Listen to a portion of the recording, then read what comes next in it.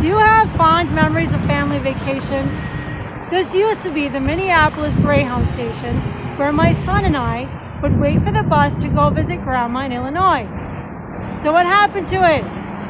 Well, right now they're blasting classical music outside the station to keep away the homeless population. And they moved the station to a tiny little dungeon in the basement beneath the transit center. Chicago is about to become the only major U.S. city without intercity buses. Who needs buses anyways? That's for the unwashed masses. Mexico faced a similar problem when profit-driven stakeholders took over the rail lines and made them disappear like a magician into a puff of smoke. But since 2018, since President Lopez Obrador took the reins, Mexico has been investing billions of dollars in rail lines, freight trains, and passenger trains built by Mexican engineers of the armed forces. Why?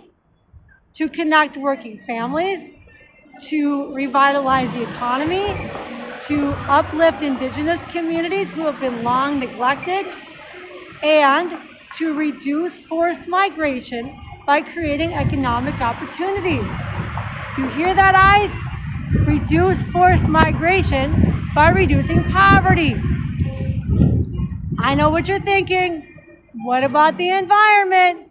What about the jungle? What about those indigenous cave dwellers who are happy to live as noble savages for the rest of their lives?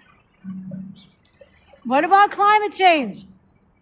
Well, there have been protests for the environment and protests for indigenous land. But I ask you, who is funding these environmental NGOs to protest against progress? Is it George Soros, Bill Gates, Bill Clinton, the World Economic Forum who wants you to live in a pod and eat bugs? Yes, there has been some environmental damage that will be restored during the current administration, but Mexico is also investing billions of dollars in environmental restoration projects like Lake Texcoco, cleaning rivers, and agroforestry projects for peasant communities to develop food sovereignty and restore degraded land. Tren Maya is a 966-mile corridor that runs from the Yucatan Peninsula up to Cancun and back. That's like riding from Minneapolis to Denver in style. Locals can ride the train for as low as $10. Tourists can visit archaeological sites and stay in beautiful hotels along the way. The Interoceanic Corridor is another great project that Mexico is investing in. It's a 765-mile corridor that connects Asia to Mexico, transports product across the country and up to the United States ports on the East Coast.